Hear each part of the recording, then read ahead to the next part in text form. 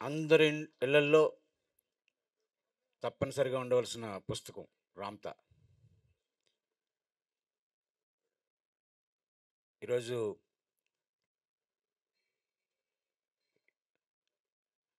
ఏంటి పొద్దుటే పత్రిజీ పాడారు గదా! పాట 'భలే మంచి రోజు.' ఈరోజు చాలా గొప్ప భలే మంచి రోజు. ఈరోజు హీరోయిన్‌లు చూస్తాం, సినిమాలు రిలీజ్ చేసుకుంటాం. ఆహ్, 'సింహాద్రి అప్పన్న' దర్శనం చేసుకుంటాం. 'రామ్తా'ని విన్నాం. ఆధ్యాత్మిక ప్రయాణంలో ఏదో కేవలం బుర్రకి సంబంధించిన రికార్డింగ్ చేసుకోవడానికి మాత్రమే కాదు ఈ పుస్తకాలు గానీ, ఈ మాటలు గానీ.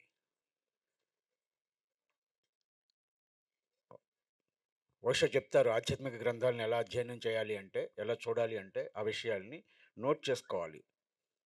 ఏదైనా ఒక విషయం మీకు నచ్చితే దాని మీద ధ్యానం చేయాలి.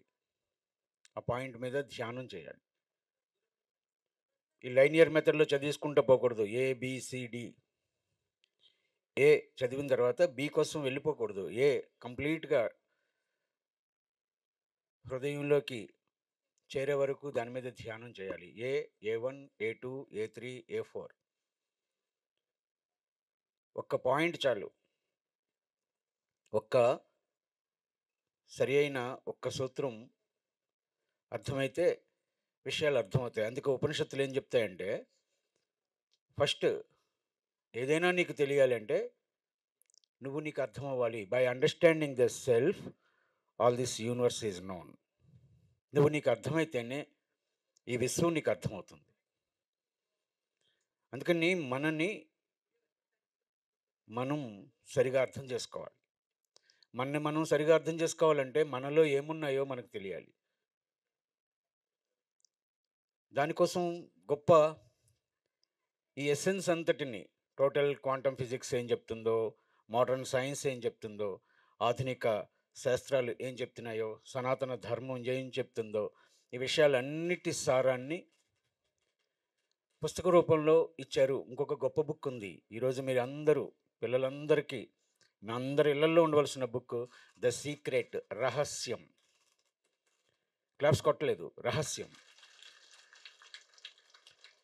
'The secret'. ఆ సీక్రెట్ ఏంటి? Law of attraction. Law of attraction. నీలో ఏదుందో దాన్నే నువ్వు అట్రాక్ట్ చేసుకుంటావు. నువ్వేమి నీ వైబ్రేషన్ ఏ ఫ్రీక్వెన్సీలో ఉందో ఆ ఫ్రీక్వెన్సీకి సంబంధించిన విషయాలే నీ లోపలికి వస్తాయి. మనం టెలివిజన్ ట్యూన్ చేసుకుంటే, ఏ ఛానల్‌ని ట్యూన్ చేసుకుంటే ఆ ప్రోగ్రామే టెలికాస్ట్ అయినట్టుగా, మనమేంటో అదే మన లైఫ్‌లో వస్తది. మన లోపల ఎలాంటి భయాలున్నాయో, ఎలాంటి ఆందోళనలున్నాయో, ఎలాంటి గందరగోళాలున్నాయో, ఎలాంటి విషయాలు లోపల పేరుకుపోయి ఉన్నాయో వాటిల్ని సరిచేసుకుని చక్కటి దివ్యమైన, అద్భుతమైన ఆలోచనల్ని మనలో, మన అంతరంగంలో సరిచేసుకోవడానికి చక్కటి ఆధ్యాత్మిక గ్రంథాలు అవసరం. అందుకనే స్వాధ్యాయానికి అంత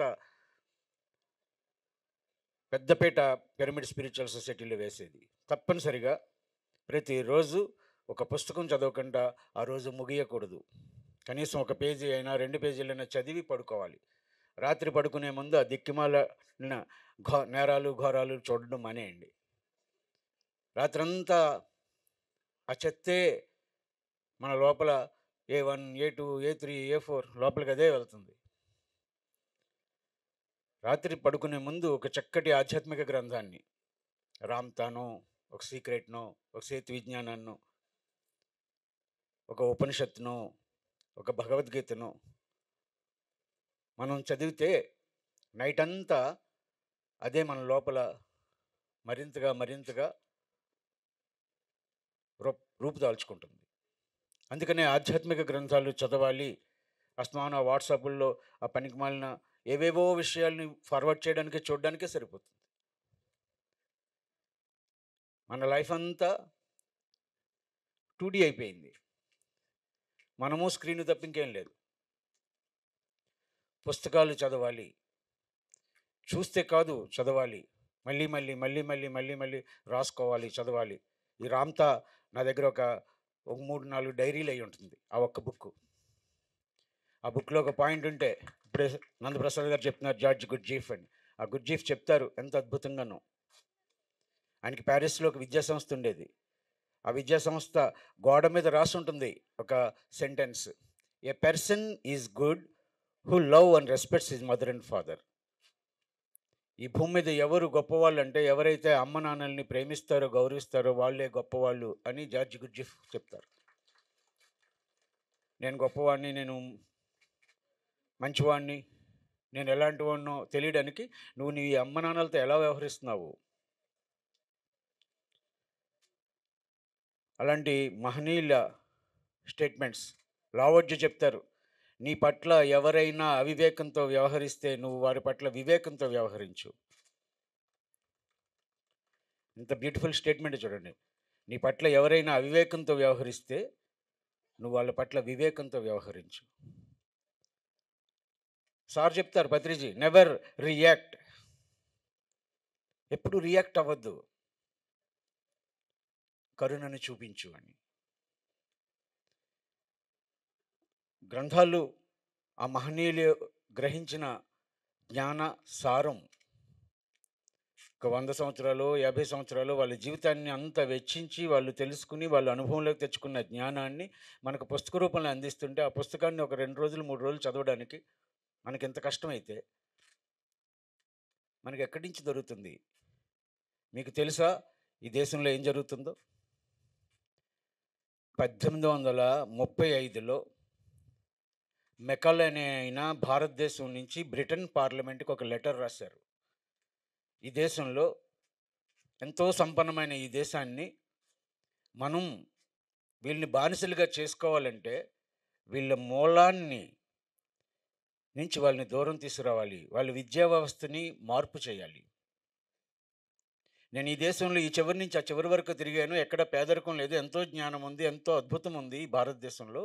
ఈ దేశాన్ని మనం బానిసలుగా చేసుకోవాలంటే ఏం చేద్దంటే జస్ట్ 15-20 సంవత్సరాల్లో ఈ ప్రపంచంలో ప్రతి దేశాన్ని వాళ్ళు 100% మార్చగలిగారు. యూరప్ని కేవలం 17 సంవత్సరాల్లో పూర్తి 100% క్రిస్టియన్ దేశంగా తయారు చేయగలిగారు.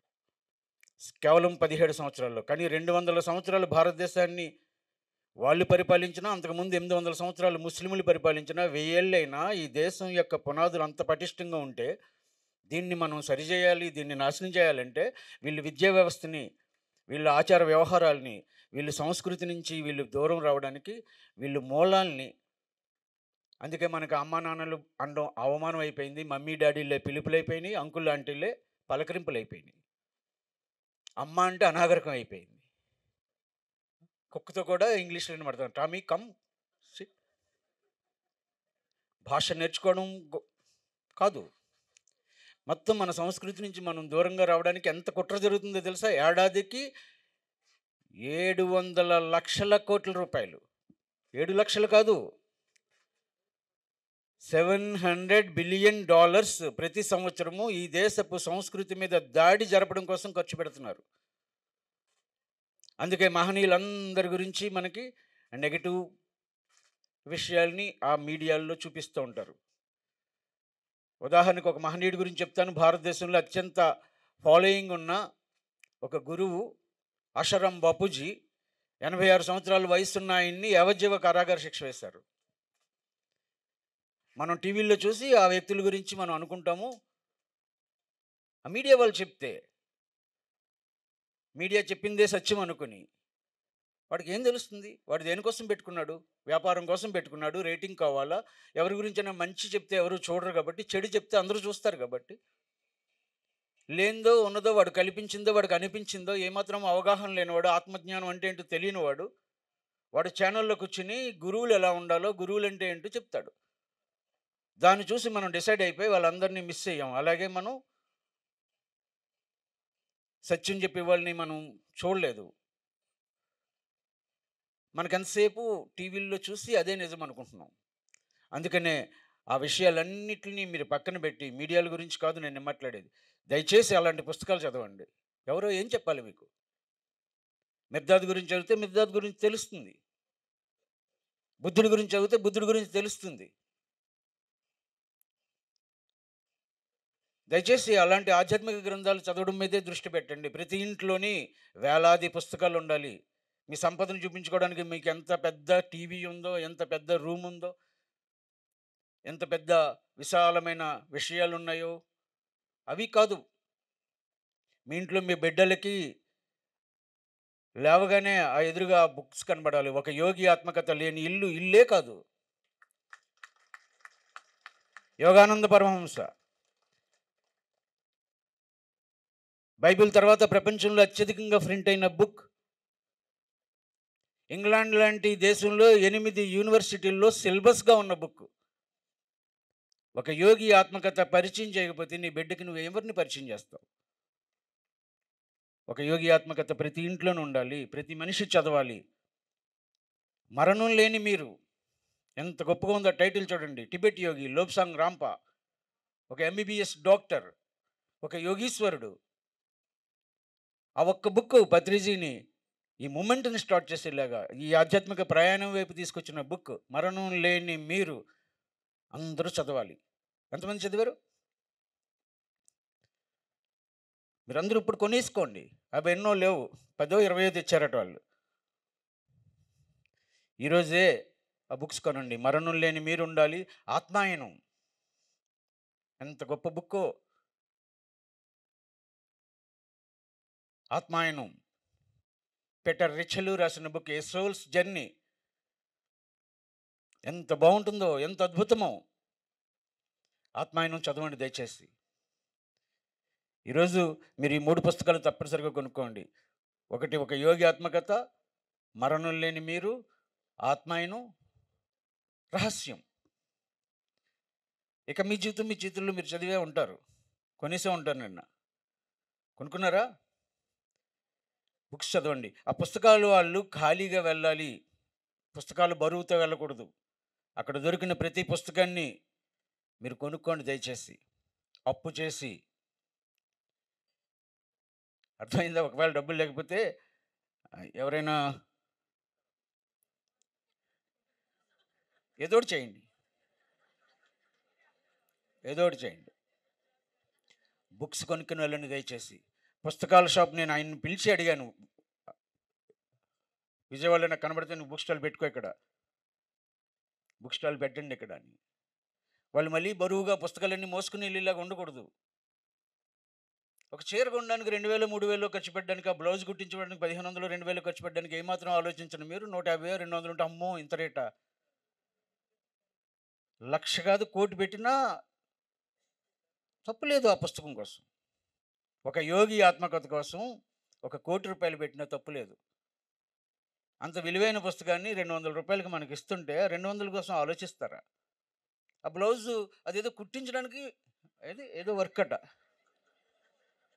10,000 15,000 ఒకసారి ఒక గంట వేసుకుంటారు, అయిపోతుంది. మా పాప మ్యారేజ్కి నాకు ఎంత బాధ అనిపించిందో. ఇది కుట్టించిన తర్వాత మళ్ళీ ఎన్నిసార్లు వేసుకుంటావు అంటే అదే ఒకసారే. దానికోసం 10,000 8,000 20,000 దానికి ఆలోచించడం లేదు. కానీ ఒక పుస్తకం కొనుక్కోవడానికి ఎంత రేటు? అబ్బో 500. 5,000 ఉండాలి ప్రతి పుస్తకం. వాడు 100 ఉంటే 500 ఇచ్చేసి మీరు బుక్ బేరం ఆడకండి, తీసేసుకోండి, కొంచెం తగ్గిస్తావా అలాంటివి అడగకండి. దయచేసి బుక్స్ కొనుక్కోండి. ఈ రోజుకి ఆయన రోజు పుస్తకం చదువుతూ ఉంటారు పత్రిజీ. 1,00,000 పుస్తకాలు చదివారు పత్రిజీ. ఈ రోజుకి చదువుతుంటారు, నిత్యం చదువుతుంటారు. ఒకసారి రామ్ తాగా క్లాప్స్ కొట్టండి. ఇంకా ఇంకా ఇంకా ఇంకా ఇంకా రేపు అందరూ సరిగ్గా 3 గంటల కల్లా వచ్చి కూర్చోవాలి. ఇంకా 2 days. అసలు ధ్యాన మహాచక్రం 11 నెలలు ఉండాలి. 11 days కాదు, 11 నెలలు ఉంటే మనం పూర్తిగా అందరం సరైపోతాం. అలాగే జరుగుగాక.